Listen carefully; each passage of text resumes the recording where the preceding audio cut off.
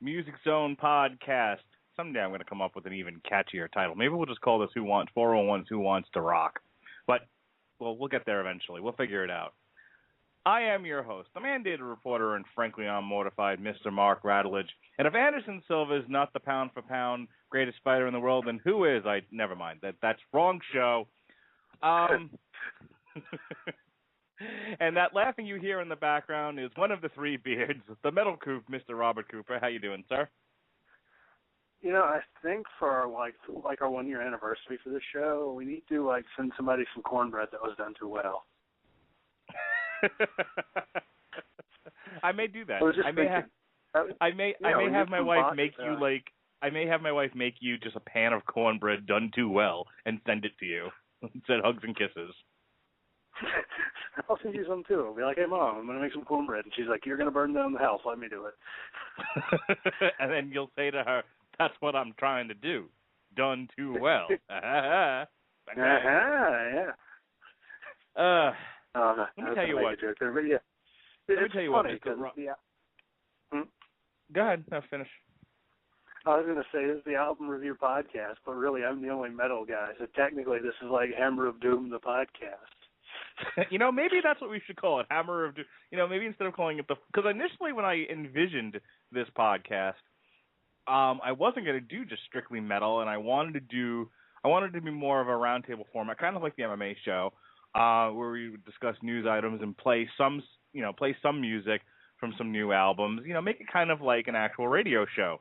But no one was interested in doing this besides you, and now it's kind of just become Mark and Robert review metal albums. So I would not. Look, the Long Road to Ruin lost its association with 411. I still put my stuff there because they let me, but that's a Radulich and Broadcasting show. It's Long Road to Ruin. I would not be opposed to calling this the Hammer of Doom podcast, or just the Hammer of Doom. Yeah, well, that'd work with me. I think I talked to Sean Garmer because he does the podcast I do with Randall, the gaming one. I'm like, hey man, we're gonna be doing Sabbath and stuff. He's like, yeah, I should get onto that. I'm like, yeah, we don't have a third person yet. It'd be interesting. I have a friend of mine who isn't listening to this because he doesn't like music, but he does listen to my other podcasts, and he has a very funny saying. He's like, most of my friends are bads and dumbs, and until you come on a Radulich and Broadcasting show, and if all you've done is talk about it, but you've never actually come on a show, you're in the bads and dumbs category. I'm not interested in anyone's fairy stories. Either you do the show or you don't. That's right. That's right, Nick. Get off your ass, pick up a telephone, and call. God damn it. All right. But yeah, so maybe the next time, starting with Black Sabbath, we'll start calling this the Hammer of Doom podcast. What do you think about that? Yeah, it worked with me. Pretty much that's what it is. It's almost like what I do with my column, except I'm with you and we talk about music instead of me just rambling about whatever bullshit I can pull out of Blabbermouth's ass. Speaking of Blabbermouth, so I have to tell you, my daughter is into the Disney princesses. If you follow me on Facebook, my wife just got my daughter into the Bibbidi Bobbidi Boutique for her 3rd birthday in January. That's how far out we had to book this. She literally had to wait a full 180 days before my child's 3rd birthday in order to book a date at the Bibbidi Bobbidi Boutique. Such is the popularity of this place with the fairer sex. Can you believe that, Mr. Damn. Robert Cooper? I mean, I can believe it because it's Disney, and like Disney's really freaking good at marketing and being popular and shit. The sweet zombie Jesus. Yeah. If you, Mr. Robert Cooper, have decided that you want to get yourself dolled up like a fairy princess from the Disney pantheon of princesses, you're going to need to start making those preparations now, sir. Now. And if you could be a princess, what princess would you be, Mr. Cooper? I would be Princess Maid. I don't think the DC comic book superheroes are part of the Disney. Now, I mean, if you want to be Princess Leia, that would be fine. Oh yeah, I could fill out that metal bikini.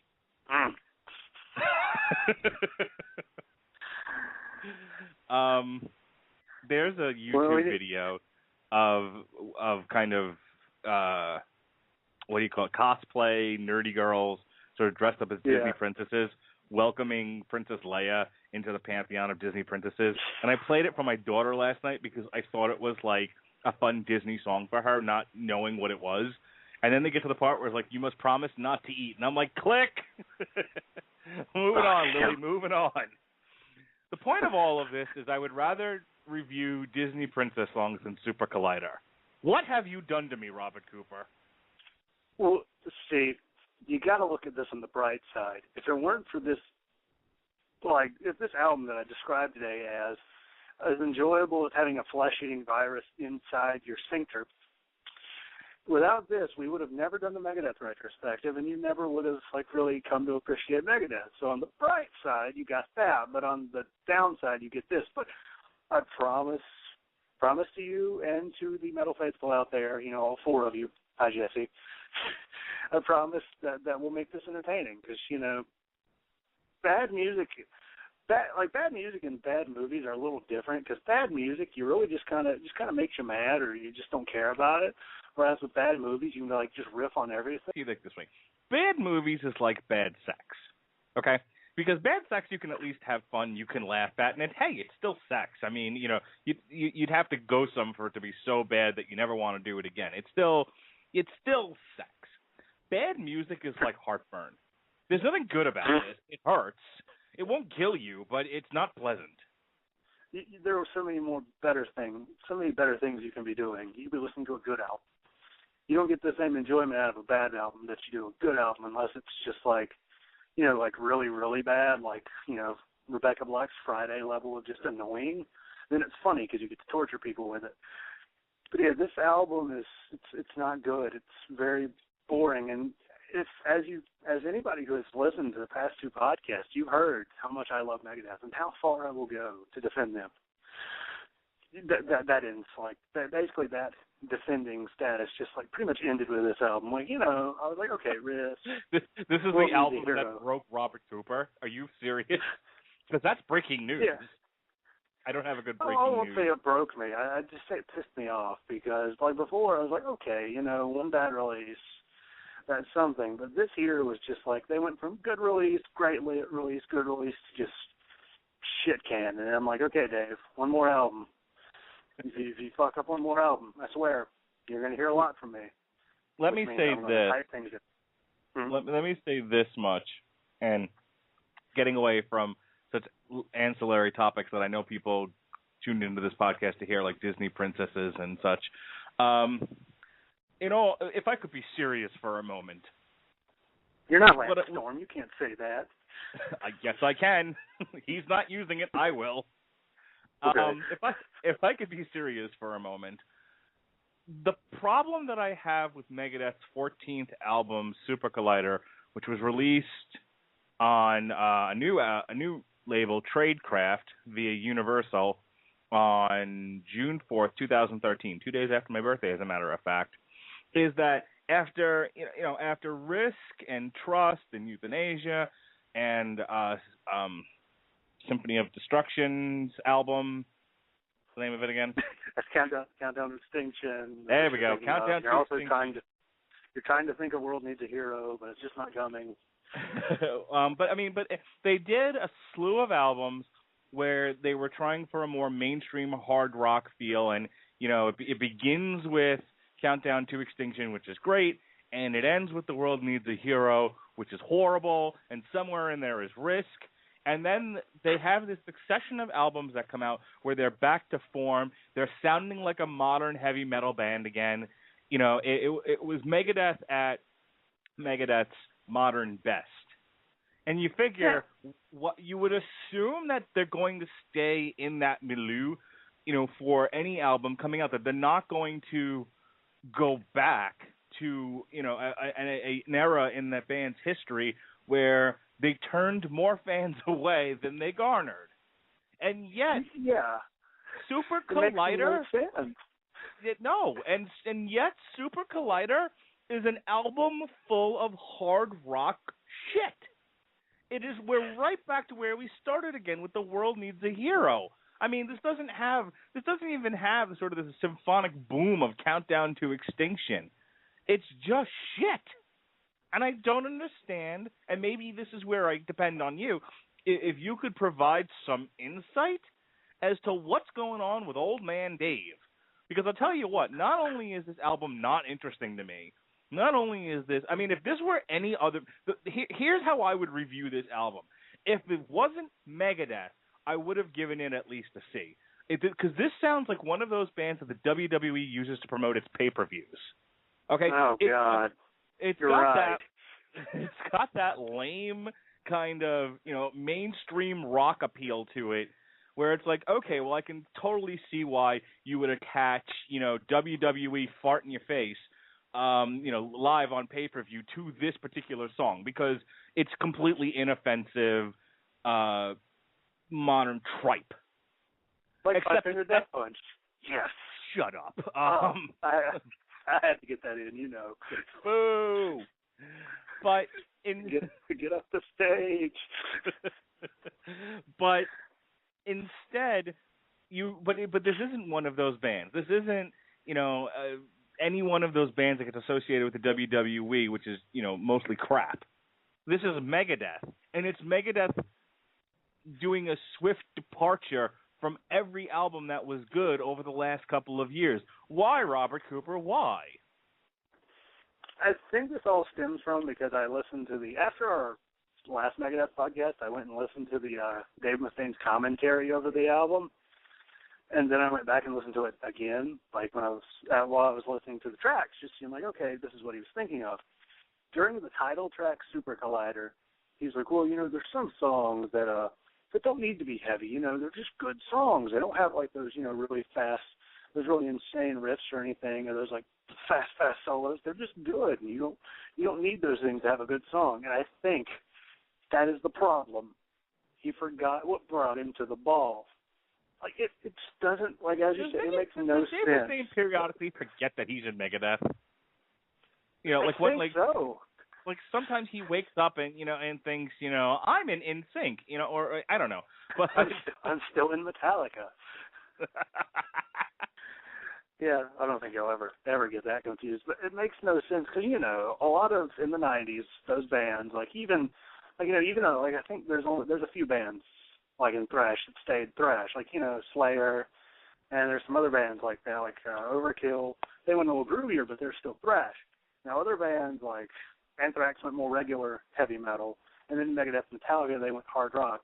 That was a huge trend in the '90s, and I was hoping once he got back to thrash, he kind of realized that nobody really wants to hear that attempt at hard rock anymore, and kind of come to his senses, and then realize that, you know, thrash metal's kind of cool again.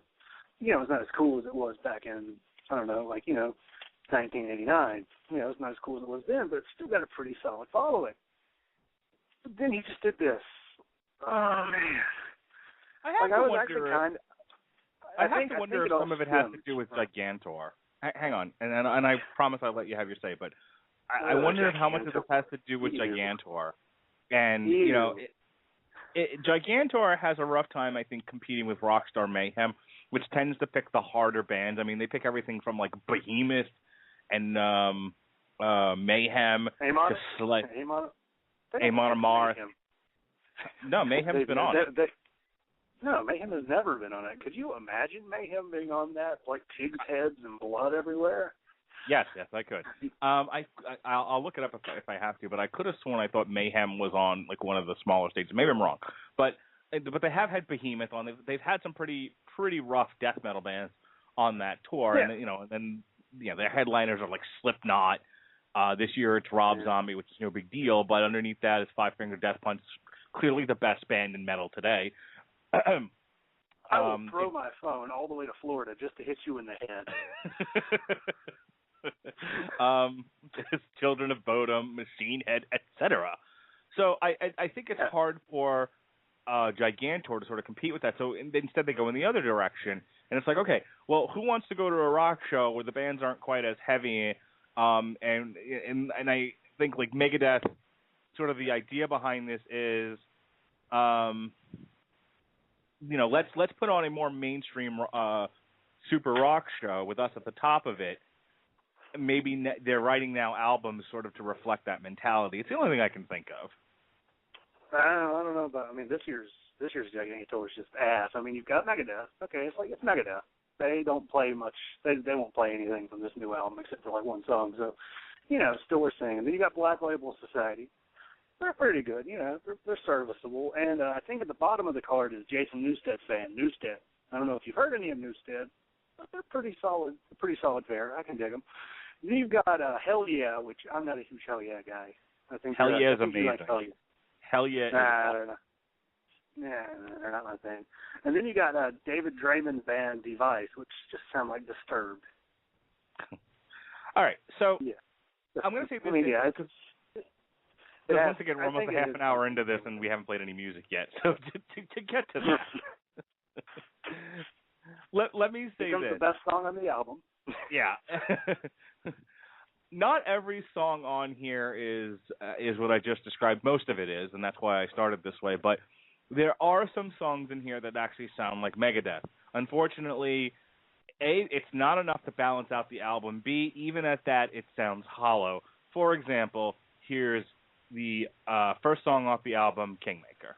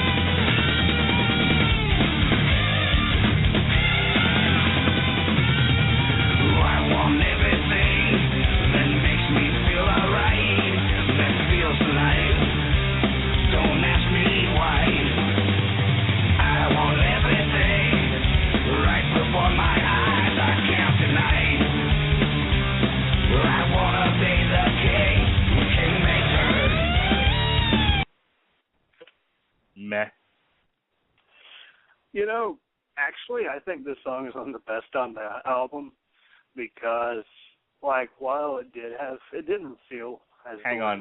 Saying that this is the best on the album is like saying you found a piece of corn in your poop. I don't remember eating any corn today. I'm sorry. I've cut you off several times. Go ahead. Yeah, I feel like this one is the best because it's thrash. It might not be good thrash, but it's serviceable. It has a nice fast beat, and it is kind of catchy. I found myself kind of tongue that around the house. Though I will say one thing: the gallop that's in there kind of reminds me of the gallop from Sabbath Bloody Sabbath. What do you think? Can you kind of hear it maybe in your head? I don't know. But listening to it, I'm like, this reminds me of something. And then I'm like, Sabbath, Bloody Sabbath, which that's not Megadeth. I would agree with you. I could hear that in there. It doesn't make it any better. It doesn't make it good. No, but I mean, I could definitely hear that. I think my problem is that if that was all I heard, I would have said, okay, it's fine. It's cool. If I was having to pick a song from this album to play as part of a retrospective, I would have picked this one, and I would have been okay with it. The problem is, like I said, it's like you're led to believe with this first song that you're going to get more of some heavy Megadeth, and then you don't. So I feel like this song is a bait and switch, but I'm not a proponent of. I think you have to judge an entity by its components, not by the context necessarily. And so I don't think it's right to say, well, I don't like this song because the rest of the album's horrible. But I still feel like the song itself is just meh. It's no big deal. Yeah, it's not that great. I mean, it's solid. It's definitely one of those, like when I heard this song, because the first song they released was the next track, which will really tell you why everybody, including myself, was really afraid that this album was going to suck. And then this was the second single. And after I heard it, I'm like, this wasn't anything, mind-blowing, but this is what I wanted. I wanted something more. Like, this song is what this whole album probably should have been. At least something similar. Actually, now that I think about it, this song actually is about, apparently what Dave Mustaine says, it's about hillbilly heroin, according to him. That was the inspiration of it. But after listening to his commentary, like a lot of the songs do make more sense, and it does kind of feel like he put a little more effort into it. But when we get to the beginning of Sorrow, you think my introduction to this was harsh. Wait till we get to the beginning of Sorrow. I'm about ready to say I don't want to do this podcast anymore when I listen to that. Oh yeah. Actually, his one explaining that one was actually quite humorous because he changed, because his original idea was too dark and depressing, according to him, which I'm like, dude. You are in a metal band. Dark and depressing is like where you should dwell. Well, that's the thing, like more dark and depressing than having a mother die in childbirth? What's going on with Dave Mustaine? Yeah, I'll have to go and listen to it in a second. But yeah, it's something like it was actually darker than that. And I was like, okay, Dave, whatever. I mean, yeah, this track is pretty much one of the best. I mean, there's going to be a few that I'm going to mention later. I'm like, okay, this one was pretty good. But for the most part, this was like they made Euthanasia and just kind of forgot to put anything that made that good, any like the hooks and the melodies and the catchy shit. They were just like, okay, guys, a lot of people were calling our last album a Countdown to Extinction clone, so I guess we should go to Euthanasia, because that's a lot of people were doing that. They were like, oh, see, like, Endgame was Rust in Peace, because it was all thrashy, and then you got 13, which wasn't as thrashy, so let's Countdown. So do you get the feeling that Dave Mustaine's like, nothing makes you people happy? Probably. Like the guy, like I said, he has my immense respect, and he is one of my favorite guitarists of all time. He really is. I love the guy. But sometimes I do wonder, he really should take a break, because this was, this is 2 years in between albums. Yeah, this is 2 years. Probably, yeah, it's even less than that, because you got to consider, when this was probably recorded and everything. Yeah, the guy probably needs to take a break, because I think the creative well has finally run dry for old Davey Boy Mustaine. And I think that's a great intro to the second song, which was the first single they released, and the title track. This, folks... Cooper Collider. Stop your grinning and drop your linen. Here is Supercollider.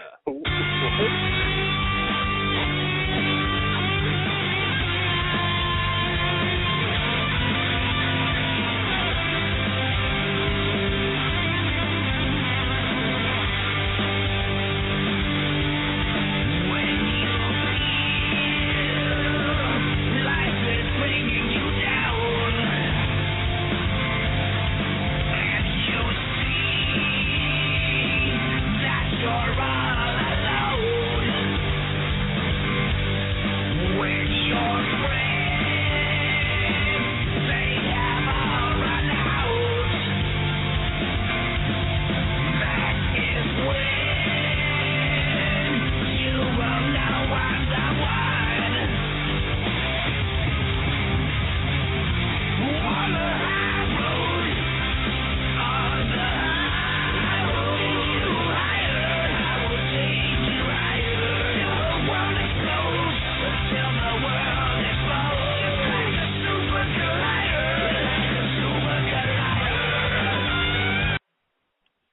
WWE and Megadeth Supercollider present Money in the Bank this Sunday on pay-per-view.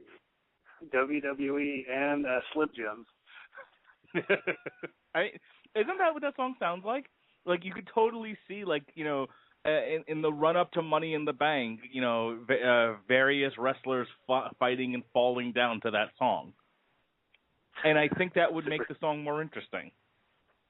It would. Actually, like I said, I listened to the commentary. This is one of the ones that really stood out to me because you heard the intro. That is bland as fuck. Mm-hmm. Like, not even, that is bland as, well, Air Supply. That is Air Supply levels of bland, Mr. Mustaine. And he was talking about how, you know, this song was, this was one of the old riffs that I had because, you know, as a musician, I just kind of keep all my old riffs. I save them on like a hard drive, and I'll go back. And then I was listening to them, and I was like, wow, this is really good. You know, I think I should make a song around that. I'm like, Dave, honey, calm down. This is not good. I think that gives you some insight into his mentality, that he's now 107 years old, and he's not really into the thrash metal anymore. You know, he's into Paul Frees, and you know, he's into Count Basie. Then he likes to slow it down a touch, and you know, Rod Stewart. I think that's more Dave Mustaine's speed these days. Some Barry Manilow, perhaps. Turn it down. You kids are too loud. This is why he doesn't tour with many thrash bands anymore. Five-Finger Death Punch, walk out on stage and punch him in the face. Yeah, then again, I kind of would pay to see that, because I don't like Five-Finger Death Punch, but it's pretty damn funny. I mean, because you just like a super collider, and then just, you know, have the guys like a super collider. Yeah, and then they all walk out. It's like, no mercy is the way of the fist. Then, you know, elbow to the head. Yes, they beat them with their tap-out shirts. Whatever. Bro metal. So, whatever. So looking They'd at be the wearing fire tap-out. cell, They would be wearing tap-out T-shirts, and he would be playing, you know, he would try to be playing metal in his sweater, his turtleneck. No, we will never get as bad as those pictures from Risk. Man. Like, because it's on the greatest hits. It's got a band picture from each of the albums, and it's just, like I said, it's them sitting in, like, a abandoned train station or something in front of a rail, and, like, Dave's wearing a fucking, like, turtleneck sweater, and I'm like, damn it, Dave. Looking like that will not get you any more fans. All right. I was just going to mention about Five-Finger Death Punch. Actually, I was looking at the buyer sale last week, which was Sean Garmer and Sean Comer, and they both bought the Five-Finger Death Punch song going with Halford. So I'm like, you know, maybe I'll listen to it. I'll do it with Radulich just to please him. He has had to deal with 3 Megadeth podcasts. Come to the dark side, Robert. We have cookies. Are you kidding? What, Five-Finger Death Punch is the dark side, sir? As that saying, I think I got you beat on the dark side. All right. Speaking of the dark side, here's track 3. This is Burn.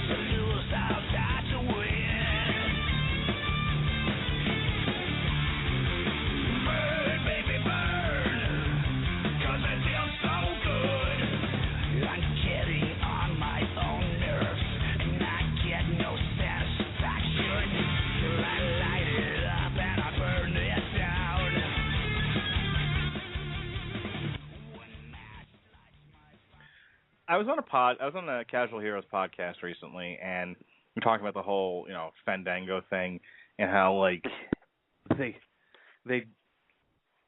didn't realize why fans were fandangoing, and so when they were trying to force people to fandango, it kind of blew up. That's what this song reminds me of. It reminds me of an old man trying to say things that sound cool and coming off awkward as hell. I'm just imagining Dave Mustaine fandangoing in his sweater in front of the train station. You know what? So I would have great. preferred that. Yeah, I mean, the one good thing about this song, and really the only thing that I can really say that stood out in this album was Chris Broderick's guitar work, because, he's a damn good guitarist. And this song had a lot of good guitar parts by him, but that really can't save the fact that the song itself was just, it was just a whole lot of meh. I mean, yeah, this sounded like a bad song off of Cryptic Writings, because burn, it's trying baby, to burn. Cause it hurts so good. Yeah, it sounds like a bad song off of Cryptic Writings, which I do love that album. But it was really Dave Mustaine trying to stay metal while playing hard rock, and that's what this song reminded me of. I think, look, I can just cut this podcast short right now and say, in summation, Supercollider, shit hook it off the pot, Dave Mustaine. Either make a thrash metal album or make a hard rock album, but stop trying to do both. Because when you do both, you just piss off the people who like your metal, and then the people that like hard rock are like, dude, we didn't accept you when it was popular. Go away. But that's the thing. It's like we talked about this when we discussed The World Needs a Hero. You can't please everybody. If you make a thrash metal album, you're going to lose the straights. If you make a hard rock album, you're going to lose the diehard metalheads. You're never going to look. Not everybody likes Taylor Swift and Justin Bieber. And they're two of the most popular pop artists in the world today. I think I picked two right there that have a fairly substantial fan base. But the fact that I just said that out loud tells you I don't follow either one of them. And they're both semi-awful people. But the point is, Mr. Cooper, that Justin Bieber makes whatever the hell he does. And isn't worried about, we got to throw a death metal song in there because that's that sliver of the pie that we haven't captured yet.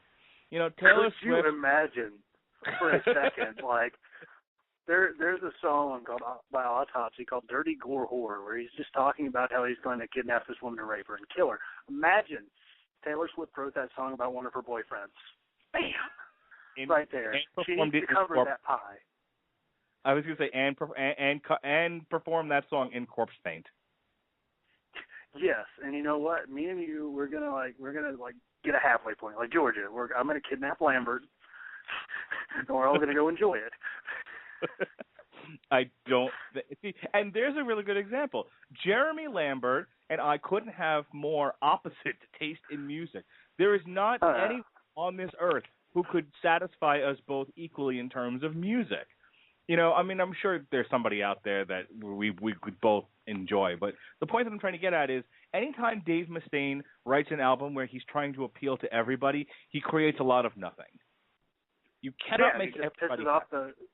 He pisses off the metalheads, and I know we talk about this all the time. When it comes to metal, I feel like metal is the least represented genre in popular music because, it is the most, just kind of it is the least, I guess, friendly to people who are outsiders. And when you piss off that fan base, you're really just making a really loyal bunch of people hate you, and they will stay loyal to hating you. Just look at Metallica. Before we did the Fintroll podcast, I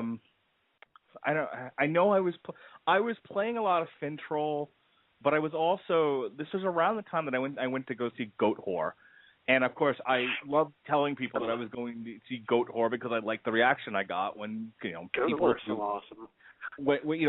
These are people who Metallica's too heavy, Oh, I hate those people. Those people make me mad. I'm like, guys, come on. They're fine people. They're just something like you said. Look, let's be honest about this. You and I both love metal. But there's something about our personalities that can appreciate what is, in fact, a jarring, grating, noise. I mean, metal, it's music, obviously, and there's a lot that we can appreciate and we can dissect. But let's be clear. There is a big difference between Mayhem and Elton John. And in terms of just, creation of music, it's almost incomparable. So you and I have sort of taken for granted that, by being metalheads, by virtue of being metalheads, we appreciate a certain level of noise, a certain level of just anger and frustration coming out in what's supposed to be music. And that's a far cry from traditional music, which is your Billy Joels, your Elton Johns. It reminds me of movies. And I remember there was an interview with, I don't remember who the director was, but it was around the time that Pulp Fiction came out and Quentin Tarantino became the new It guy. And like everything that came out after Pulp Fiction was just like Pulp Fiction. It was a lot of dialogue about nothing. It was that, it was supposed to be the sort of hip thing that people were imitating Quentin Tarantino. And one of the directors was like, I don't understand the movie business today. That no one's making movies anymore. They're making dialogue. And that's the point that I'm getting at is that, so, people who Metallica is too heavy for, I completely lost the point that I was getting at. I know the story that I wanted to tell was that I would play things like, because now I'm telling people I'm going to go see Goat Whore, and they're like, what's a Goat Whore? So I'm playing this for them on my phone, which is already kind of a shit sound, in the middle of jail. And they're like, that just sounds like noise to me. I don't understand it. And then I would play Fintroll, and they were like, you live in the South too, so I'm sure you get this word, where they're just like, that sounds like a demon. I was like, that's what they were going for. The thing I love to do is take a band like Orphan Land or Opeth that do that really heavy, and then also do like the really acoustic, kind of really accessible stuff. That's one of my favorite things to do is send them a little this and this, and like someone's like, that's not music, and then I like switch it to another song, like, wow, this is good. I'm like, yeah, same band, shut your whore mouth. do you actually say such it's like when people call shit screamo. It makes me just like visibly angry. All right, speaking of visibly angry, here's a little song called "Built for War." Built for war. What do you think your fists are for? Built for war.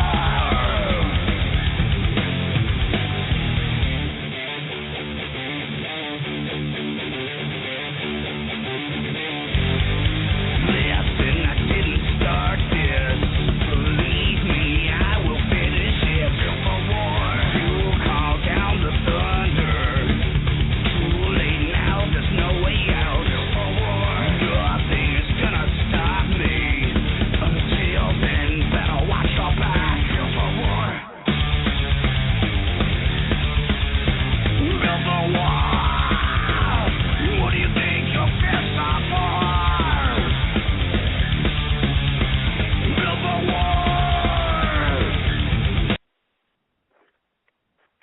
I got nothing. Get in here, you cat. It's the best song Dimebag Darrell's Corpse ever wrote. That is the first thing that I thought of, like, when I heard this song. I'm like, this is Pantera. This is the Pantera ripoff. Well, and I was I like Pantera. It's a Pantera ripoff in the sense that it's, it's sort of reanimating Pantera's corpse. That was zombie Pantera. Zombie Pantera. I mean, it's pretty much what it was. It's like, oh yeah, because actually Dave was talking about this song, and I think I read an interview or something. He's like, I really wanted to make a song that was kind of like a Pantera style with that energetic riff to it. And I'm like, yeah, you went for Pantera style, all right. You almost fucking Phil Anselmo and Vinnie Paul some money. I wouldn't even say it was like Pantera.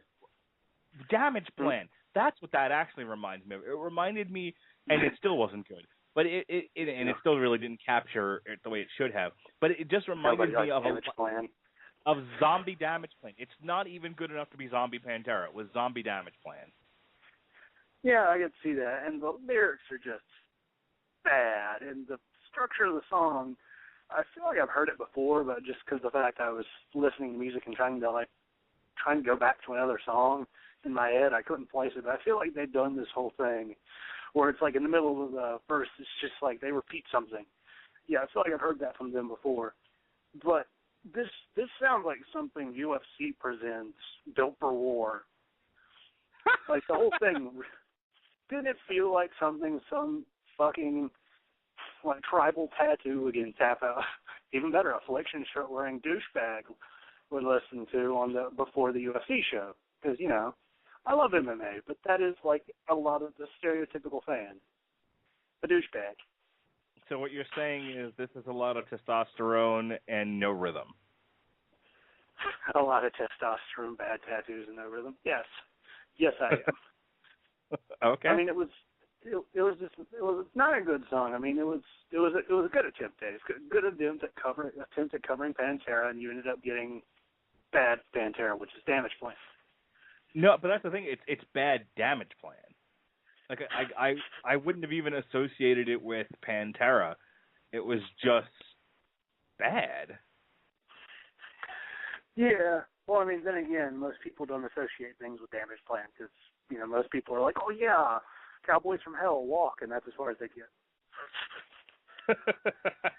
Which, I mean, you know, I remember Damage Plan. I remember Damage Plan. Weren't they a cover band of Pantera? Like, oh. They were that Pantera cover band featuring all the members of the band. It's kind of what Jeff Tate thinks the other Queensryche is. Okay, so I think we can safely move on from this song on to the next song.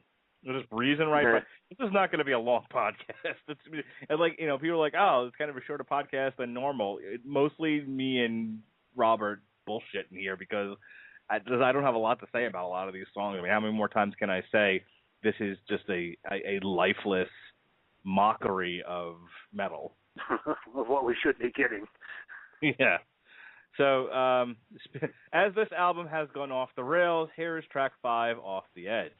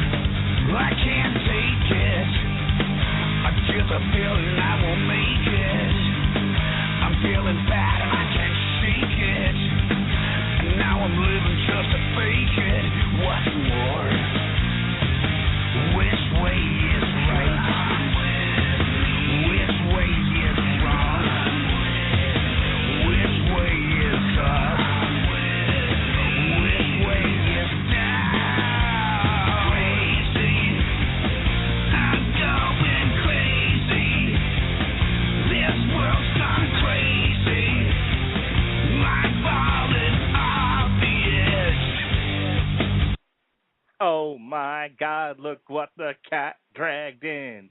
Living my life, sin after sin. Sorry.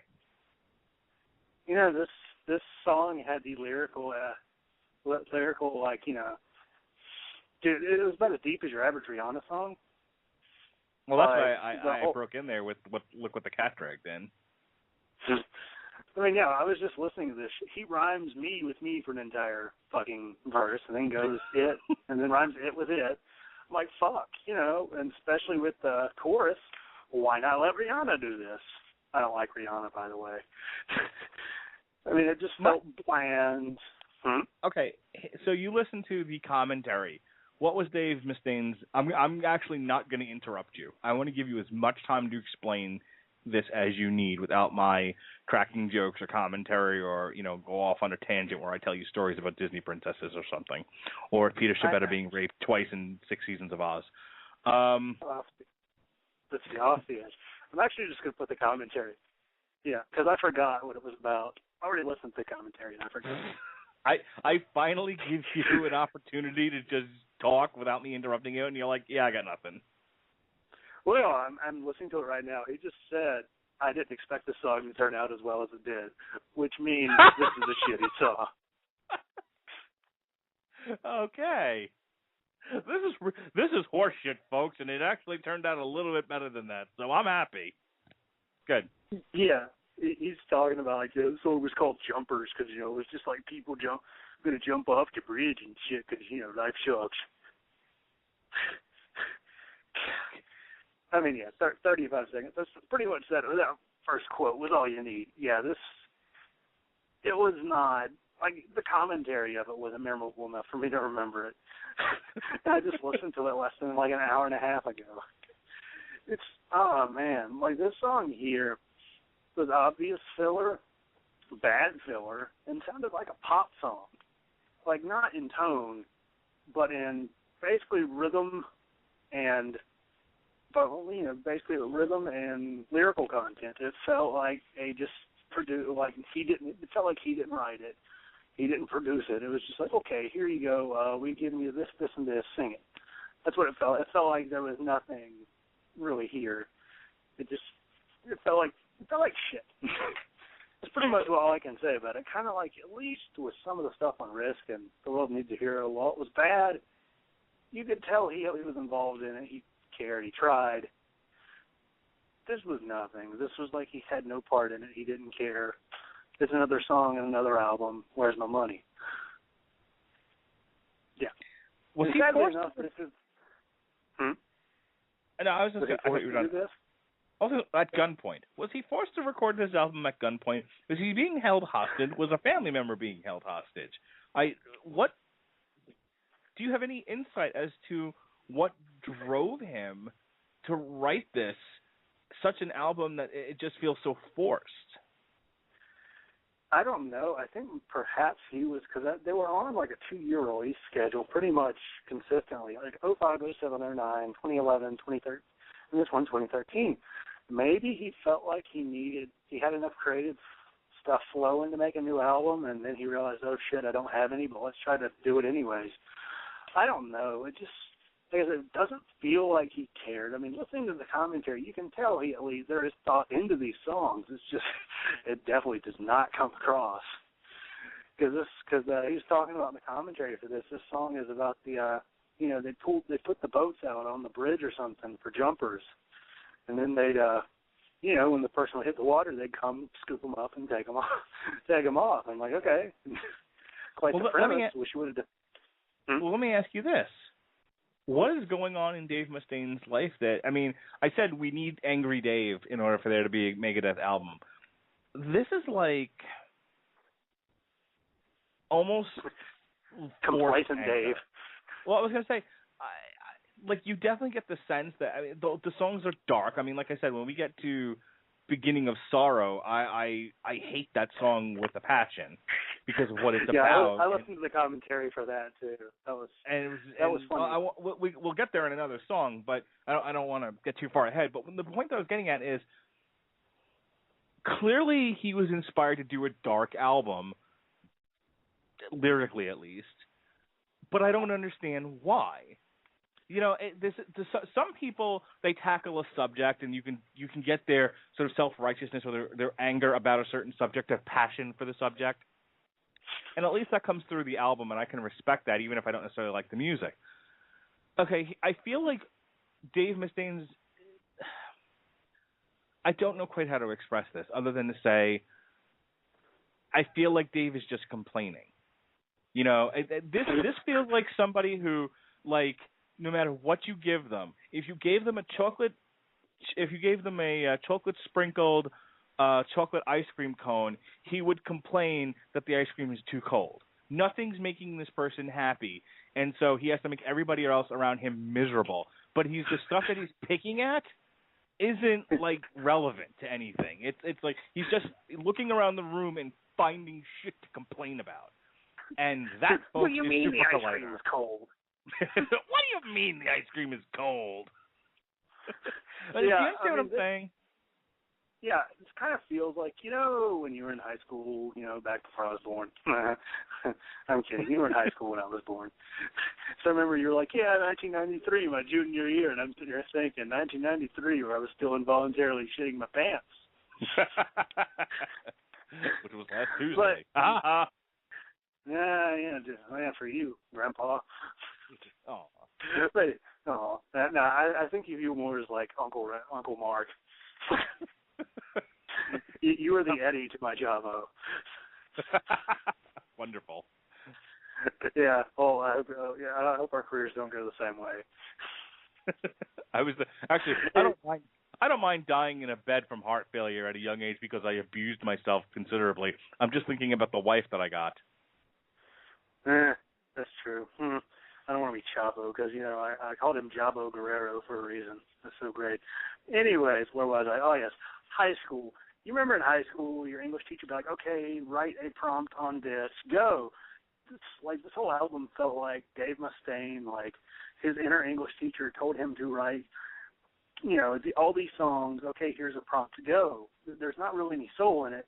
I mean, the work is okay at some points, but really it's just like it was like he was forced. And I don't get it because maybe it's because he's on a new record label, because he started his own record label once he left Roadrunner. Yeah, I wonder if record label. Part of it is that there was a lot of pressure on him to get an album out there to get this label off the ground, and the pressure got to him, and this really isn't a finished album. I mean, I know you might be right on that. Like, sad thing is, it's the highest charting album since Euthanasia. That makes me want to shoot myself in the wrist. In the wrist. It got to number 6, and the funny thing is, it's sold the least since at least Risk, because the numbers on Blabbermouth only went to like Risk. Yeah, it didn't even sell as much as any of those albums, but I guess it's just because the music industry right now is kind of in a shithole. Either that or he got off. His album sold on an off week when there were no good pop albums to try to pander out to people. But yeah, it got to number 6, and I'm like, damn it, I guess good because metal's on the charts, but I'm like, still, that's shit. But he didn't deserve it. Okay. I don't have the strength. All right. Let's, what do we have to I'll do carry this. We're up to number 6. This is, I'm sorry. Even the title of this one just makes me want to smash my head into the wall. This is Dance in the Rain. With David Draymond.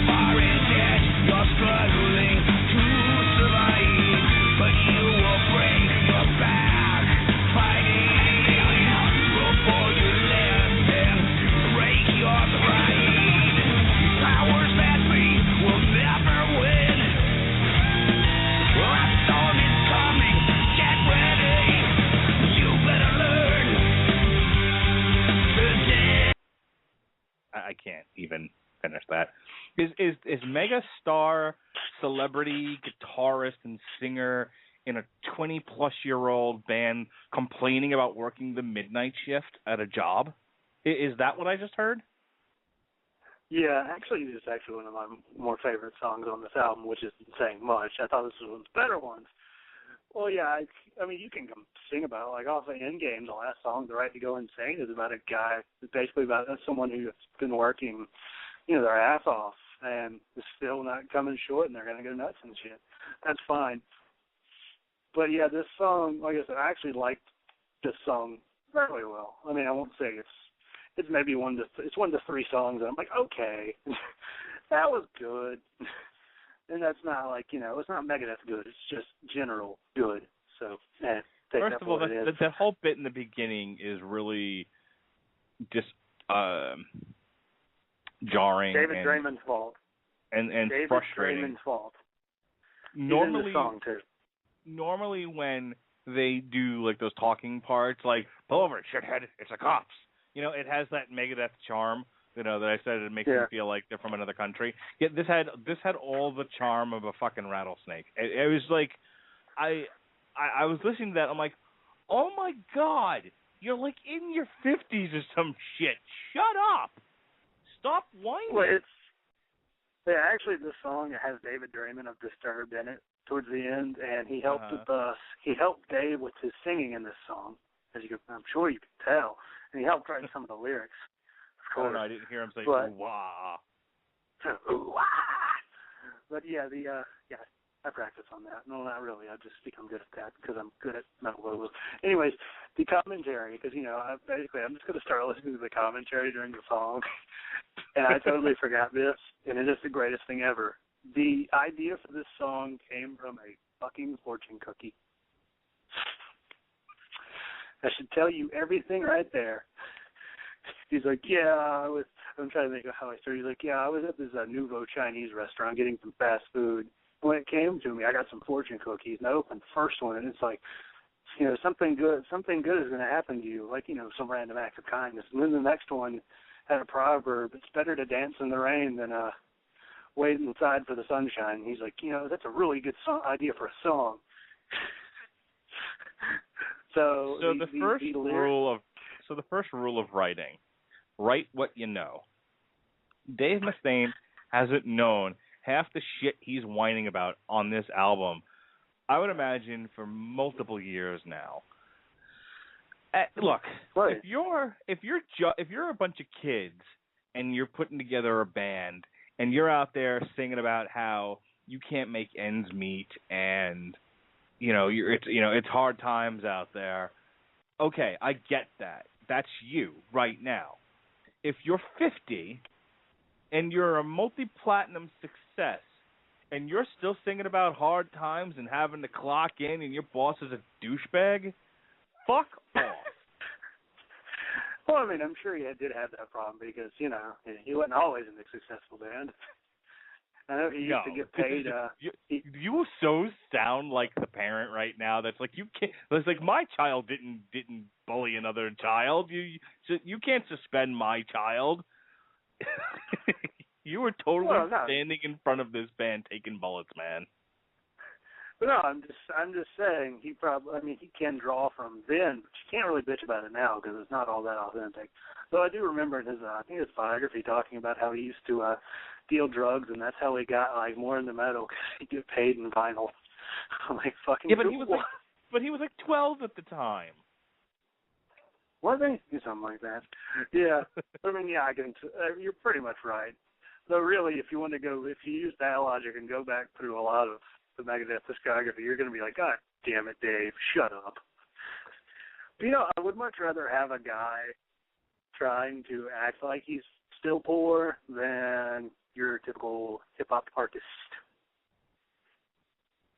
That's because, money bitches, money cars, money, money, money, which is pretty much kind of how country is, which is mud, trucks, bitches, and mud and trucks. Mud, trucks, bitches, and hoes. Mud. Sorry. See, that's what I have to deal with here. And I mean, you live in Florida, but that's technically that is kind of like living up north because there's so many old people from up north over there. Here in the South, all we got is hip hop and country, and then we got like a shitty rock station or two, and then we got one classic rock station. That's all I got around here. Well, thank God for Spotify and Pandora. It's hard. Right?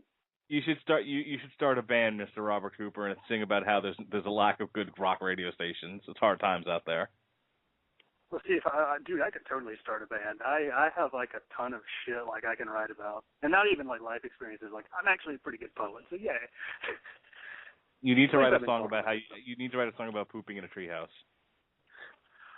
Oh, dude, I actually wrote a song about male pattern baldness once. Fantastic. See, if Dave Mustaine had wrote a thrash metal song about male pattern baldness, I wouldn't be bitching as much. Actually, you know what? When we're done, if I'm still feeling froggy, I might just go write that shit in a treehouse song because I'm sure my cousin Mike will love that. Just you have to add in, there's a wild bear shit in the woods. Do you even have to ask? That's your hook right there. There we go. I'll just go ahead and just go through everybody's 1 through 3s. We'll make a song out of each other. There you go. You need to write a song called "Give Me a Hug." Oh my God. Yes. God. And you have to sample Bill Murray.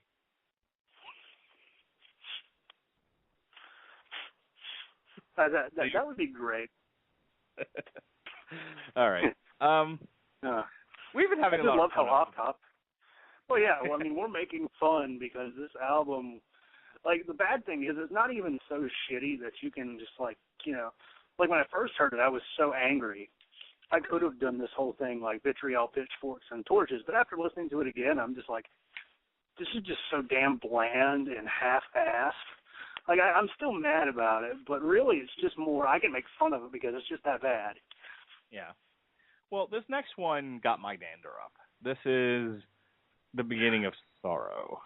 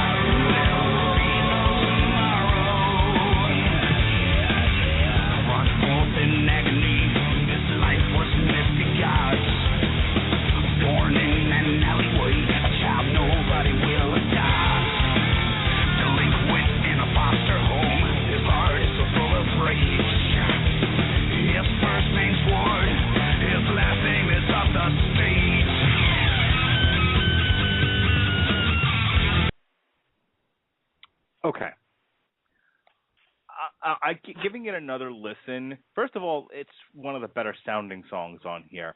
But I'm going to go back to the last Megadeth podcast where I talked about Motley Crue under John Corabi and how people were not having fun with Motley Crue because they kept producing all these dark images and people were just not into it. Yes, there's definitely room in metal for serious topics handled in a serious way, but you really have to strike a delicate balance, because if you don't, you end up turning away people who are really not listening to the music for social commentary. I get this a lot with television and some movies where people are like, I don't need to be reminded of real life. I'm trying to escape real life with this stuff. I don't need to be reminded that the world is shitty. So in that sense, this isn't a bad song. However, I got really angry listening to it because I feel like, why are you... I mean, the song is essentially about a rape that produces a child who causes the mother to die in childbirth. again, fuck off. I don't want to hear about this. And maybe, you have a different perspective. You're like, a zillion years younger than I am. Maybe this is right up your alley. I don't know.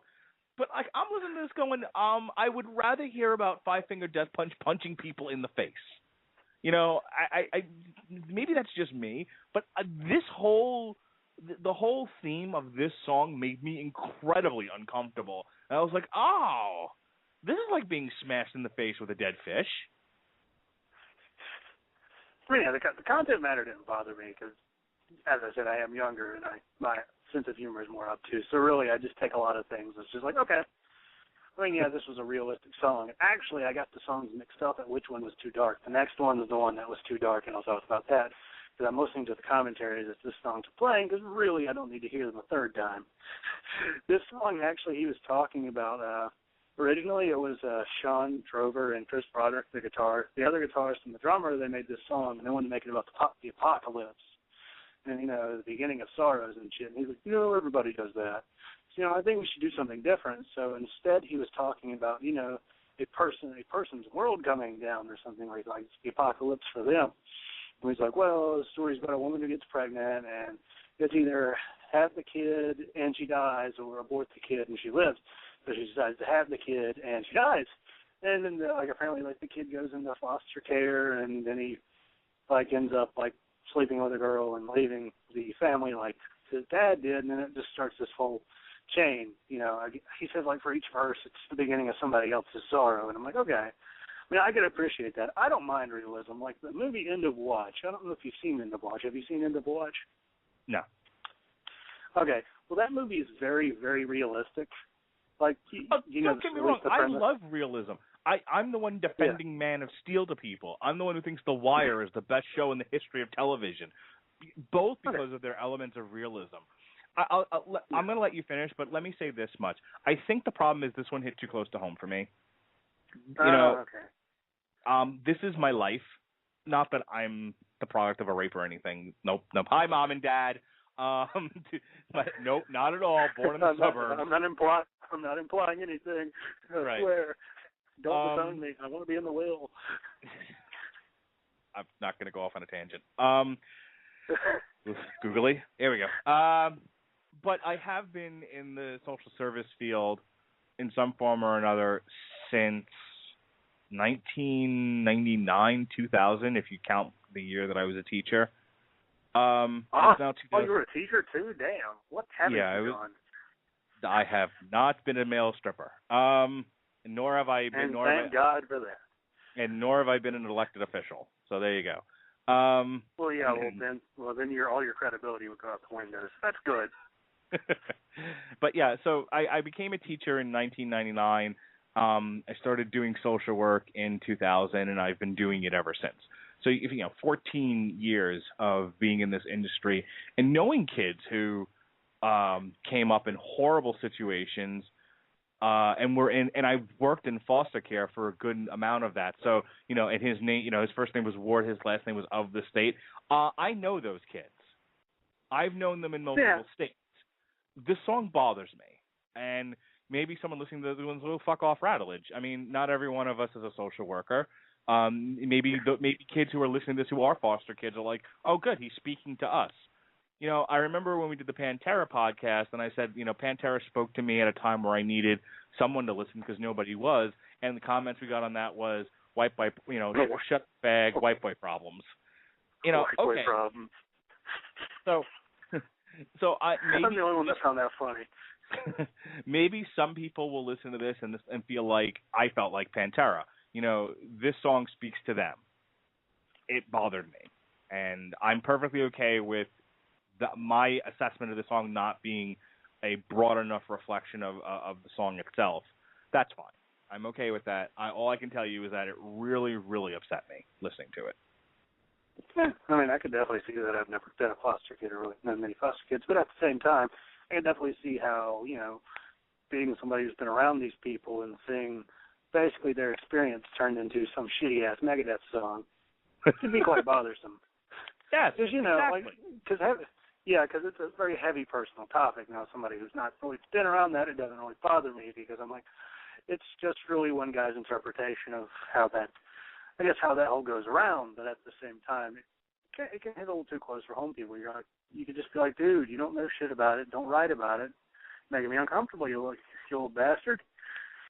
Yes, that actually sums it up perfectly. Because if the song was good, I wouldn't complain. There's certainly if it's handled well. Right. There's plenty of songs out there that talk about things that I have lived through in my career, and I like them just fine. I actually like the fact that they speak to these issues. This one fucking misses the mark so badly it's insulting.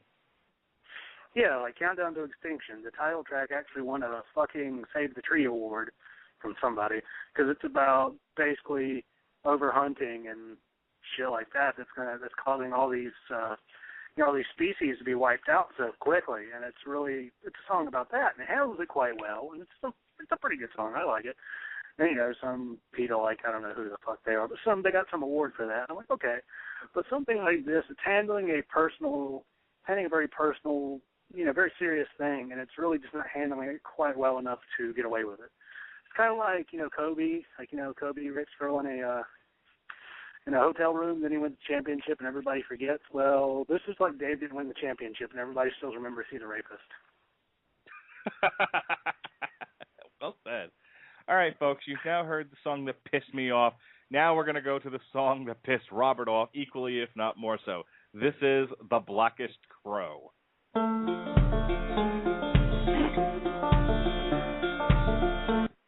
Let me be clear, that's the actual beginning of the song. I didn't accidentally play something else.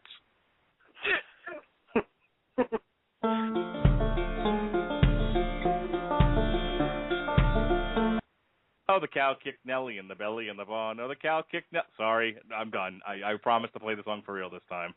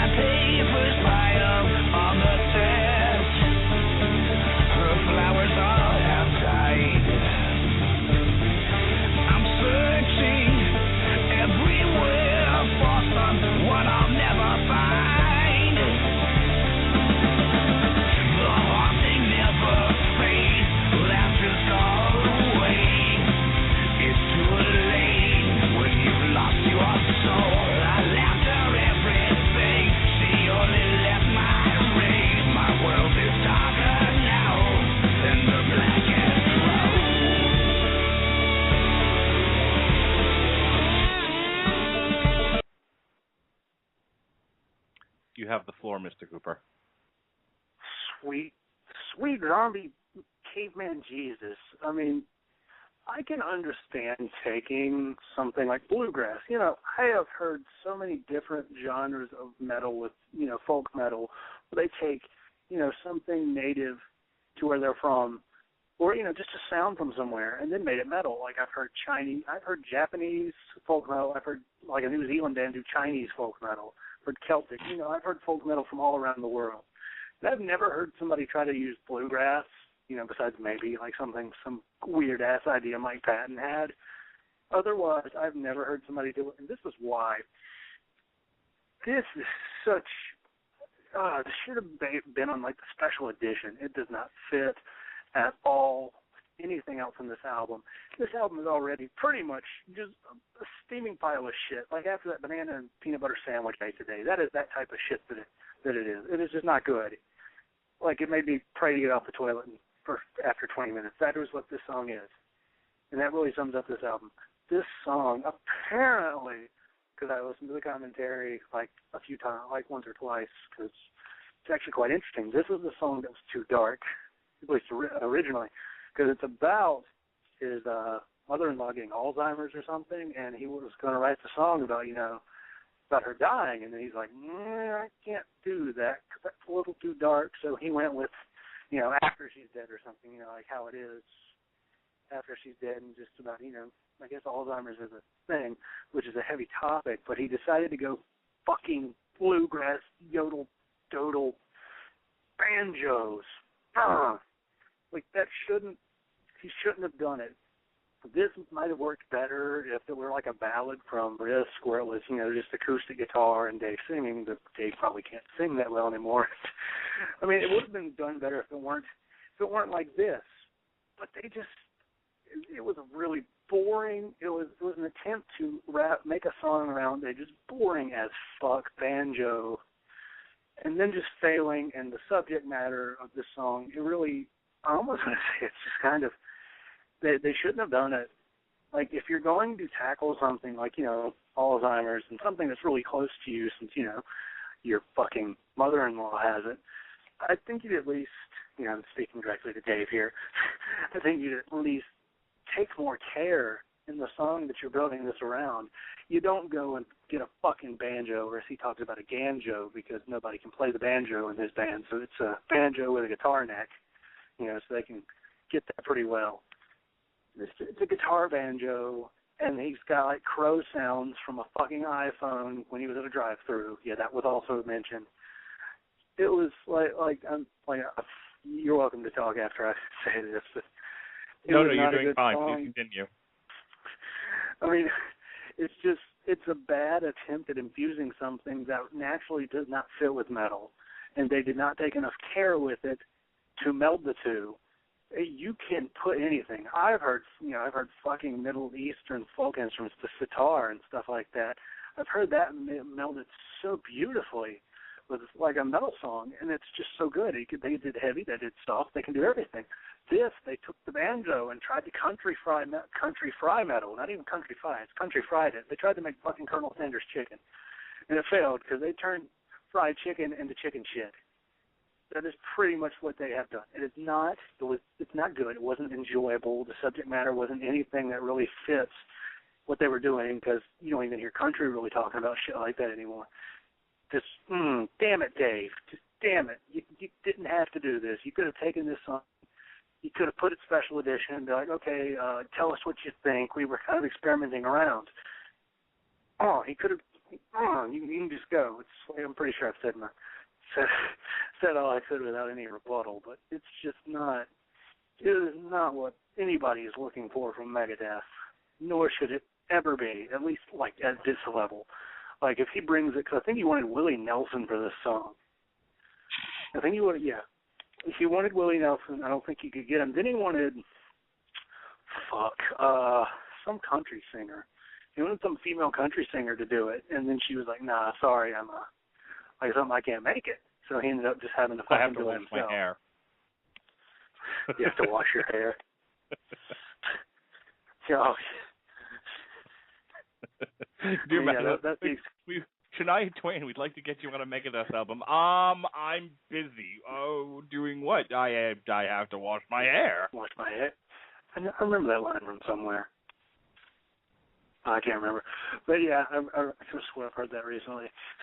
But yeah, it's like he wanted somebody country for this, because really this would have been a perfect opportunity. If he did it right, he could have at least given the critics, like myself, like me and you, we could have been like, Dave, good job. You went out on a limb, and it worked. Kind of like when we did replacement singers on the music top 5. I put Dio at number 1, and I was like, okay, guys, everybody will back me up. He was a great choice to replace Ozzy.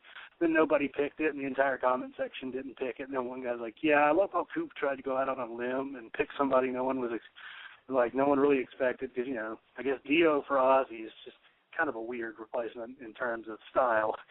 He's like, yeah, it's pretty funny because it didn't work. That's what this is. This was Dave trying trying to go out of his way to be creative. Like, I feel like he actually did try to go out and be creative with this song. It's just he did a really bad job of. This was like this is like Lil Wayne doing that metal album. Right, I'm putting it there. This is the Lil Wayne metal album right here. This song. You know, I had a guy. I think I've told this story. I'm sure I have. I tell it to everybody. The one where I was talking to this friend of mine from high school, and we were both in the community college I just graduated from. I'm like, yeah, man, I really love metal. He's like, yeah. I'm like, I turned to him like, hey, you got a favorite guitarist? He's like, I really like Lil Wayne. And I just look at him, and the look on my face, you could just tell I'm just disappointed and confused and kind of angry, kind of like you just got shot in the face by your best friend. You're just confused and disappointed and just really mad. That's how I was. And then I played him some Firewind with Gus G, who's currently in Ozzy Osbourne's band as well as Firewind. He's like, yeah, I didn't like that as much. It's too fast. I don't like it as much as Lil Wayne. And I'm just like, I just walk off. That's what this reminds me of. Dave's like, I don't want anything too fast. I think I want to kind of get something Willie Nelson's been playing for the past 20 years. Did I do a good job for you? That was great. That was great. I got a little surprise for you while you were going on about all of that. And it was good. I'm not in any way complaining.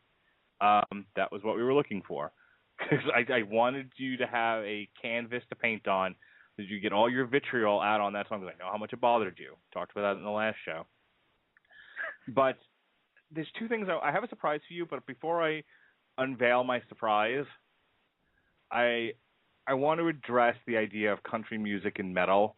There is a way to do it where it makes sense. It's clutch. Don't get ahead of me. There's a way. There's a way to do it. I know you. There's a way to do it that it makes sense. It's good. It sort of it validates the similarities between the two genres. And the example that I want to point to is actually Lynyrd Skynyrd is not a country band. They're a southern rock band for all intents and purposes. And Metallica got put together like an all-star band to cover Tuesday's Dawn. Yeah. And there's a good example of rock music melding with elements of country and it sounding authentic. And if you want another example of that, there's, I think it was David Allan Coe and members of Pantera. Allan Coe, the devil in town of Jamaica.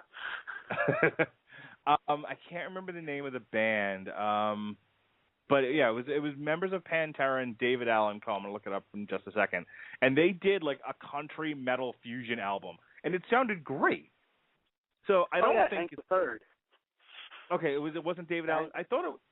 No, it wasn't Hank the Third. It was David Allan Coe. Hank Williams III.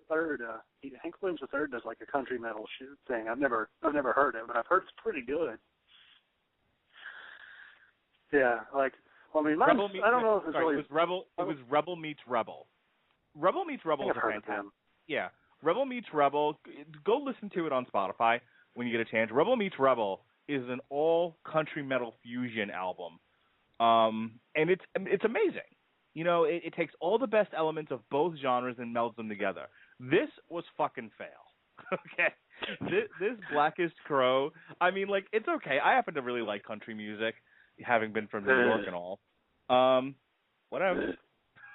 I hate country. Then again, I'm used to like modern country, which is really just pop music with like a band, like with a acoustic guitar. You need to listen to some like not Arlo Guthrie, but oh God, who is the one that I really not David Allan Coe, though David Allan Coe is good too. I'll look it up in a second. But there's some like down home outlaw country that is absolutely amazing. Johnny Cash. Johnny Cash is pretty good. Like, I've heard some. Right, the Highwaymen, Johnny Cash, Merle Haggard. Yeah, if you ever I know Merle Haggard is the one guy everyone thinks of, and you're like, oh, I hate country music because my dog died, and my truck died, and my wife died. But really, Merle Haggard singing from the If you play bottle it of a backwards. jar is the greatest thing I've ever heard, ever. It's just great. Yeah, that reminds me of the whole joke about if you play country music backwards, your truck's fixed, your woman comes back, and your dog's not dead. All right. So I'm going to do something I don't normally do on these podcasts. I'm going to play a song from a different band, and it's an example. It's not one I've already cited. It's a different song, but it's probably one of the best examples I can think of a band that is from the rock music genre who took elements of bluegrass and infused it in their song, and it's the exact opposite of what Megadeth did here. It's good. And I'll tell you what it is. You listen to it. But I want you to listen to it so you don't prejudge it, okay? This is for you, Robert Cooper, because I love you, brother. Okay? You ready? All right.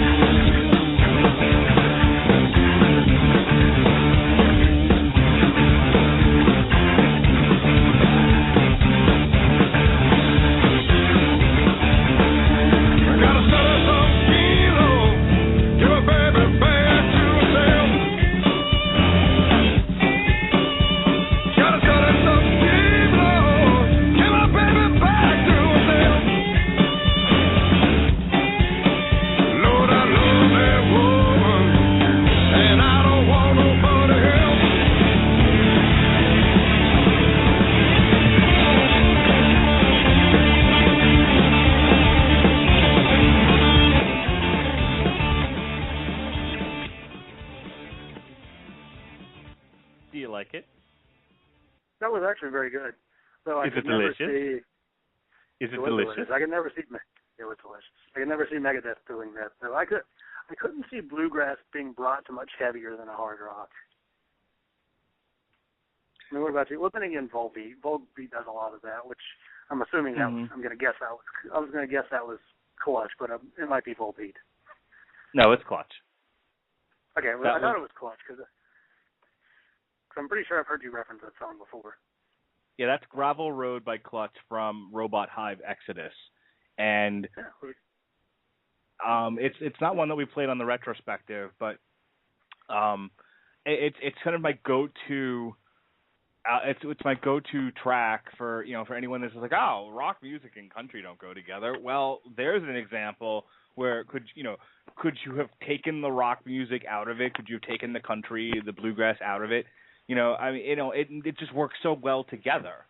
And this is the band that wrote fucking Pure Rock Fury. I mean, so it's not like it's not like they were stronger in any one place. They just wrote a good song. And the only thing I can say is, after listening to The Blackest Crow, is this is why this man was kicked out of Metallica. Because clearly everything he touches, he fucks up. I mean, not necessarily. The reason he was kicked out of Metallica is the same reason that made his original music so good. It's because he was so fueled by alcohol and drugs and was very angry. No, this is the reason why the guy that got kicked out of Metallica ended up wearing a fucking sweater in front of a Subway. But my point is, he doesn't know what makes him work. I feel like Dave Mustaine does one thing very well, and that's it. Anytime he tries to experiment with something else, it just blows up in his hands. He's like a moron kid with firecrackers. He's like one of those people that, like, you see the YouTube video, they're doing the splits between the car and the firework goes up their ass. Yeah, I mean, it's really like that. That is, I mean, yeah, you are right there. You can mix country with hard rock. I could think you could do it with metal if you look at Volbeat, but I couldn't see Dave doing it because Dave is too much of a. I'm Dave Mustaine. He doesn't have enough of that. I went down to Georgia. What do you mean you went down to Georgia? What do you mean I can't do country music? There's a ring of fire. We're having way too much fun with this. Don't you love how we got like 15 minutes out of this shitty ass song too? Oh well, that's the best thing about these kinds of podcasts is just how far they can go off the rails if you're truly a creative person. But now all I can think of is Dave Mustaine doing Johnny Cash's version of "Hurt." I hurt myself today. I did hurt myself today. Hello, me. I hurt myself today.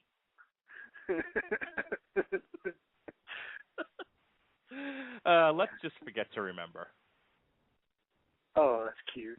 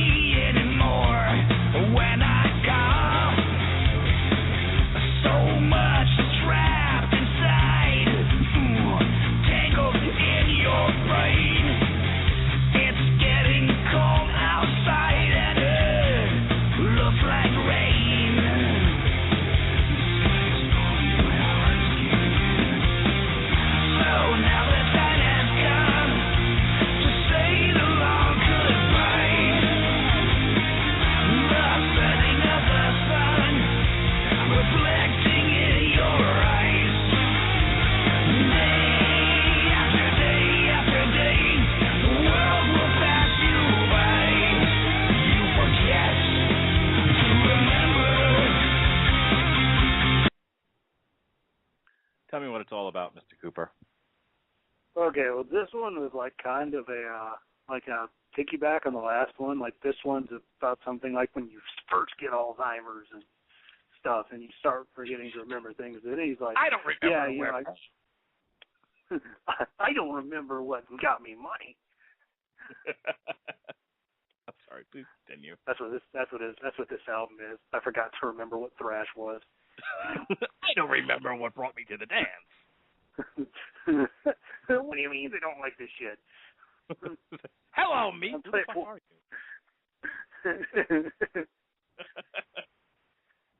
you? But yeah, apparently, like he's like I also wanted to be like a double entendre because some things like when you forget to remember something, it's not because you forgot. You just didn't want to remember. I'm like, okay, Dave, whatever. Yeah, this song was like obvious filler. Like most of this album felt like filler, but sweet Lord, this was like the obvious filler. Like obvious filler is obvious. It wasn't really anything substantial, anything creative, and it wasn't anything bad enough. Like the Blackest Crow, it wasn't even an abortion. It was just like that one. Yeah, it was just like a normal baby that got born, and then like I don't know. Then it had an overbite. I don't know. It was pretty much. It was just that unsubstantial. It was. I mean, the only thing wrong with it is it was like that one guy from Family Guy. The one with the huge overbite. Yes. Yeah, that's pretty much. That's what I imagine this song looking like. Is that guy? Okay. In the interest of time, and because you and I have a tendency to get suddenly silly, and then this podcast will be 3 hours. That's how I got the name Fun Time. Yeah, that's right, Fun Time Robert Cooper. All right, this is the very last studio track on the album because the last track on it's a cover. So this is the last original song on Supercollider. Buckle in, children. Don't turn your back.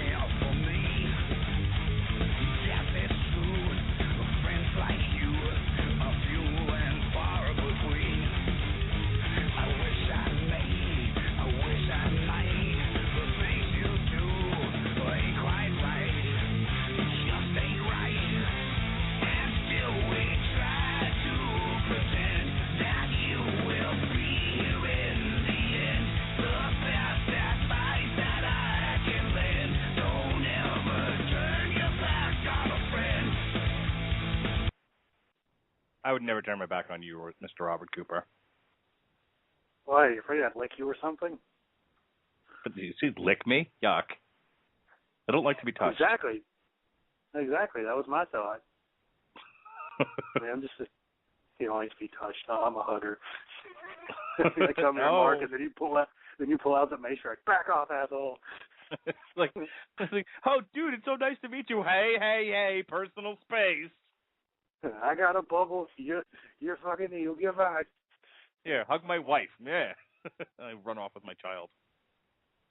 I don't like to be touched. Anyway. I'm great with children. That's why I want to be a teacher. That's the greatest idea ever. But yeah, this track. Yeah, here. I have so little to say about this song that I'm doing jokes about a gimmick that I do at work where I tell people I don't like to be touched and run away from them. Actually, I like this song. Like that was pretty much one of the three that I was like, you know what, I kind of dig this song. Like, you know, it's good. It might be Megadeth good, maybe. Like, I really like the intro. Like, I thought it was really well done. I just kind of wish they would have melded it more into like the rest of the song because it just kind of felt like this should have been like a little tacked on. Yeah, well, like actually. Well, the whole time I'm listening to it, all I can think of is that bit from Family Guy where Muddy Waters is on the toilet. Muddy! Da-na-na-na. Muddy! Oh! Da-na-na-na. Oh! He's trying to pass a kidney stone. Yeah, listening to the commentary, he's talking about they originally called the song Little Wing because it reminded him of the Jimi Hendrix song so much, which I'm assuming is what the beginning came from. And I think they were going to build the song around it, but then he was talking about he changed the one part of the rhythm and it just made it so heavy, but he wanted to keep both sides in. Like I kind of felt like the rest of the song was tacked onto this, which actually I did like the rest of the song. It was thrash. I mean, it's what we should have gotten for this. Yeah, it would have been. It's what we should have gotten for this album. It was. I mean, it was nice. It was a nice little, a nice intro. It was kind of well done. It was different. It was different from a lot of the album because a lot of this album's just been like it's just mid-paced and boring. It's just poo-poo. And then we got the rest of it. It was fast. The lyrics again weren't that great. I really think Dave was just hurting for lyrical content this time. Pretty bad. I mean, the guy's never been Shakespeare. You mean mining fortune cookies didn't really pay off the way he thought it would? I know, right? You mean that's something that really should just pay off more, you know? Like I got I got a fortune cookie the other day, something about how people will go long ways to hear me speak. Yeah, when I got that fortune cookie, and my mom rolled her eyes.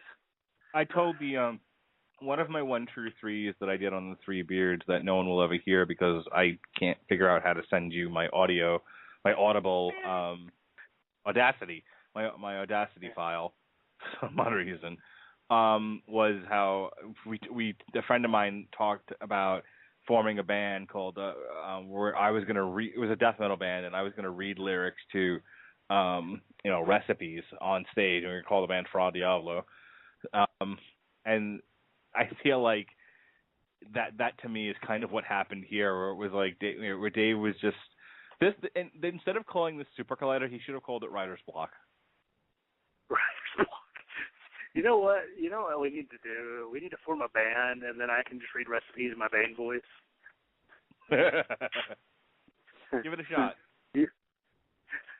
You add 3 cups of ketchup to the sauce, Batman, and then you add a cup of mustard, and then you add the relish and the can of cheese whiz, and that is how you make cheeseburger dip.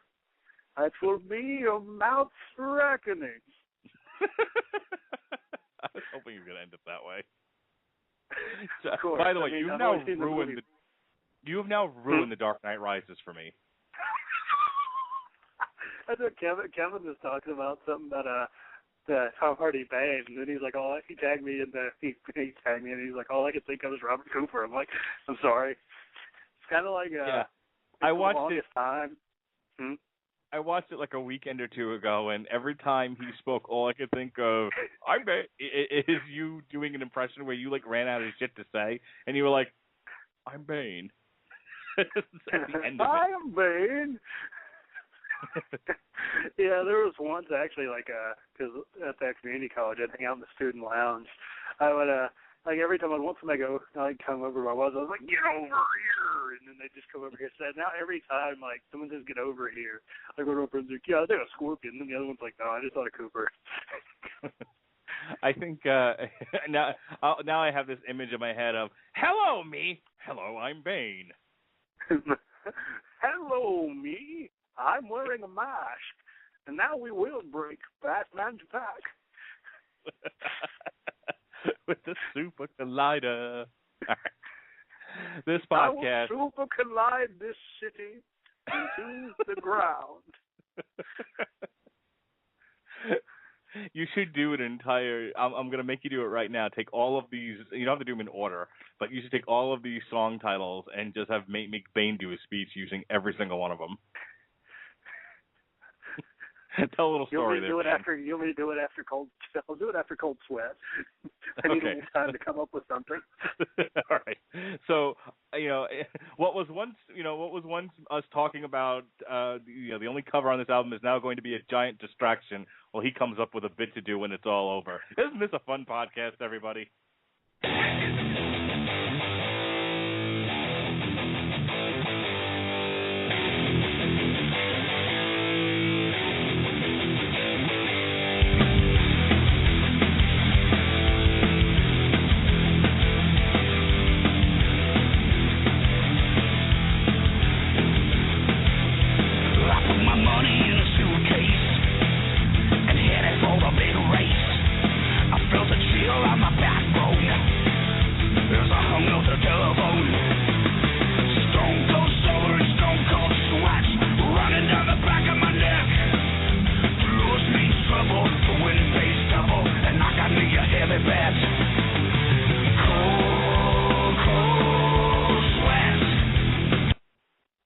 Yet another case where one of the best songs on an album is the cover. Theoretically, Cold Sweat is Supercollider's version of Limp Bizkit's Faith. But enough about that. With our final thoughts on this album, folks, from Gotham City, here is Bane. Hello there, Gotham. I'm here to burn the city to the ground. And how will I do that? I have a detonator on one person in this entire stadium. If you do not throw them off the edge, I will make sure it will be the beginning of your sorrow. I will super collide every person in this entire city if you do not make me your king. Now, I know there is cold sweat coming off the backs of all of you, but I promise that you will not be able to best me. I am built for war. I dance in the rain while I beat the holy hell out of every cop in this entire city. I will beat them, every one of them, until you find this detonator. I will beat them so hard that they will forget to remember their names. Now, everybody, go find the detonator, or I will blow up the city, as I have promised, for I am Bane. And don't turn your back on me, for I will be the city's reckoning. Bravo! That Thank was... Yeah, thank you. Thank you, sir. And I think that says it all about Super Collider, don't you? It was so disinteresting that you had to bring me on the podcast. And that says a lot, because you can only understand half of what I'm saying, and I talk through a crab. Can we agree that Super Collider is Megadeth's reckoning? It is not its reckoning, for that is rust in peace. This album broke me of Megadeth fandom like I broke the bat over my knee. Okay, I need Robert back now. Thank you, Bane. Okay. Like Cold Sweat was it's one of the better songs. Why? Because it's a really good song, and they managed to cover it well enough.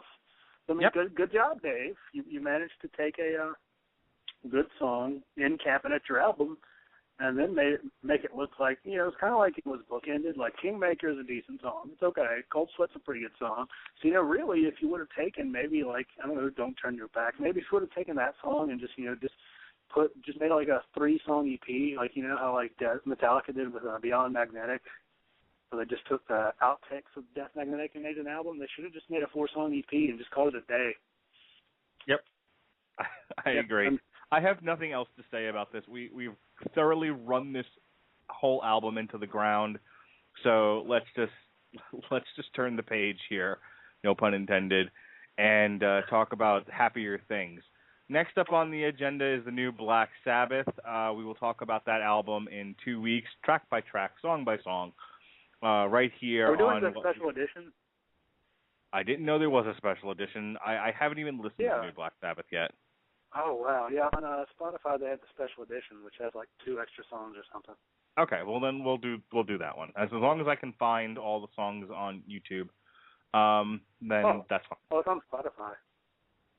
No, but then I still have to upload them to the. Okay. But I'm sure I'll be able to figure it out. Yeah. Yeah, they'll probably have them. I mean, Sabbath's pretty big. All right, so in 2 weeks we're going to review 13, the new Black Sabbath album. I'm looking at it right now, Robert. It is the special edition. How many tracks is the special edition one? 12. I think Dear Father. I think Dear Father might be the last. No, Methodemic, I think, might be the last one. Hold on, I'm just going to take a... Okay, so Peace of Mind and Pariah, and then there's a Dirty Women Live in Australia. I think those are the extra songs. Yeah, this is just going to take a second. Because I'm just looking up on Metal Archives just to make sure, because I've never listened to just the regular version. So it's kind of hard for me to tell which one's the special edition. Because, it's weird, because I really wish they would have put the extra tracks on the album, but don't we all always wish that? Yeah, I kind of love Metal Archives. They're getting this album at 72. Yeah, okay. Dear Father's the last song. Okay, yeah, so Methodemic, Peace of Mind, and Pariah, as well as the Dirty Woman cover. So that's almost 50% more of the album. Okay. Then that's what we'll do. We're going to do the entire special edition, tracks 1 through 11. The next time you hear what will be called the Metal Hammer of Doom podcast. That's great. What else you got going on, Robert? Let's see. In about an hour and a half on Spreaker, I'm going to be on Stephen Randall's gaming cooperative multiplayer gaming podcast, and it should be pretty good. I think we got Matthew Scorsina from the game or formerly at the Game and Wrestling Zone on 411. So that should be pretty good because it'll be less than me rambling about bullshit like last time. I think I got us on anime for like 20 minutes because, I'm really good at getting people off topic as loyal listeners to the show know. Yeah, but you're not as good as I am until you can get an entire wrestling podcast on Oz and Anal Cunt. That is impressive. You got Anal Cunt with them. Well, the point that I was trying to bring up at the time really quickly was we were talking about how some high school or college got the Ultimate Warrior to do their commencement speech, and he said, "Queering don't make the world work," and that was apparently that apparently didn't work for the crowd. And I said, "Well, it's their own fault. That's like hiring Anal Cunt to play your prom, and then you complain that they played Peppy the Gay Waiter, or I snuck into a sperm bank so that your baby would be retarded."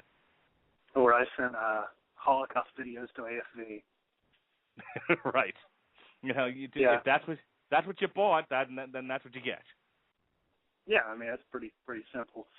I don't know if I'm that good yet. Then again, on that gaming podcast, I have 4 topics already banned. I'm not allowed to mention the Virtual Boy, Doctor Who. I'm not allowed to mention Quantum Leap or how old Randall and Jeremy are.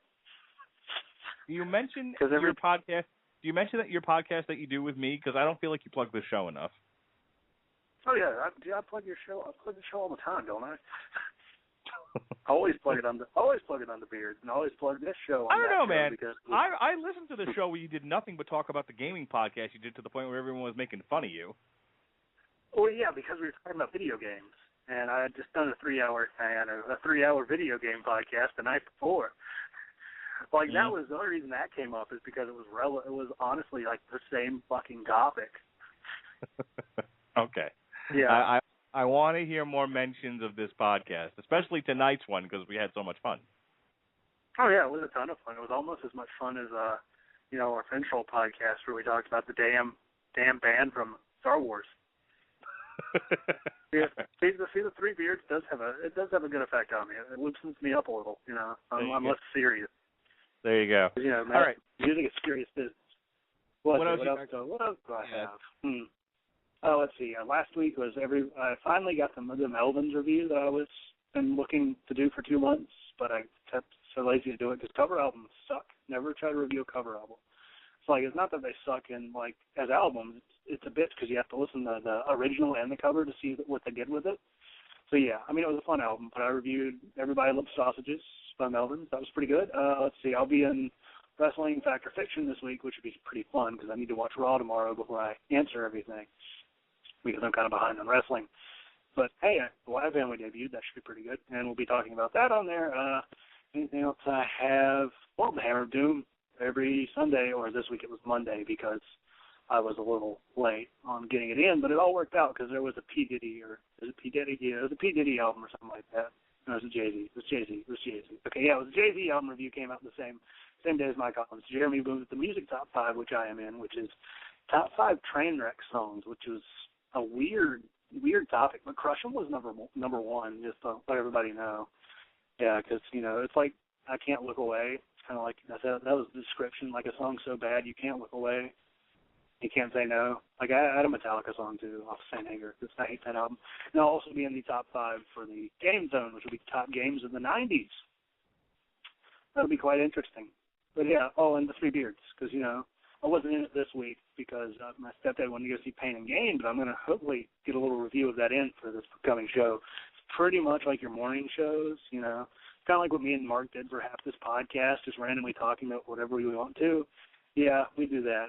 Mark endorses it. It's pretty fun. And then they talk about booze, and then I try to be like, I have Mountain Dew because I don't want to feel left out. All right. As I said, here on the Radulich in Broadcasting Network, we have a bevy of shows. You can listen to all Radulich in Broadcasting shows on iTunes. Go ahead and rate us 5 stars. Get the word out. If you like this show, if you like the kinds of things that we talk about, whether it's movies on the Long Road to Ruin or MMA on the Ground and Pound show, go ahead. Or Summer Blockbusters. Rate it. The Summer Blockbuster series. where we review current movies. Go ahead, rate us 5 stars, tell a friend, share it on your Facebook page, share it on Twitter, where you can follow me at Mark Radulich. You can also listen to us on Stitcher. All these great ways you can download all the various podcasts on the Radulich and Broadcasting Network. Last Tuesday was the Jurassic Park trilogy on the Long Road to Ruin. A week from tonight will be our 2-hour-plus discussion of the entire Twilight Saga, featuring my wife. Be nice. Your wife seems like, I'm sure she's a very nice woman, so I'll be nice for her sake, but for Sean. So we will be discussing, and I will be defending at length, the Twilight Saga. Oh no! Oh man. Yes. Oh, Mark, Jesus. Yeah, I defended Spider-Man 3. I can defend anything. You can also, now when I'm not promoting my own shows and hosting my own shows on the Radulich and Broadcasting Network, you can also find me on thecasualheroes.com, any one of their podcasts. I've been on their MovieCast, their WrestleCast. I've been on 2 of their WrestleCasts, as a matter of fact, where we did a special part 2 to the first one that we did on Jed's voicemail. That was pretty funny. So check me out on thecasualheroes.com, their MMA cast, their movie cast, and their wrestling cast. And really check out anything but thecasualheroes.com.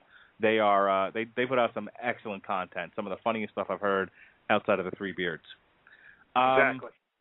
And lastly, we have our own syndicated show here on the Radulich and Broadcasting Network, and that is Robert Winfrey's Everybody Loves a Villain. Very popular podcast here on the Radulich and Broadcasting Network. He recently did an entire hour by himself dedicated to Hannibal Lecter. Very well received, very well listened to on the network. If you haven't heard it yet, give it a shot. All right, so for... Yeah, doesn't he have, let's see, he's got vampires this week. I tweeted him, and I still went in on the Pacific Rim podcast. We'll see what happens. As a matter of fact, this Monday, because Thursday night, I'm going to see Pacific Rim. So this Monday, we will be back. Yeah, just call in, Robert. We'll do the 3 of us.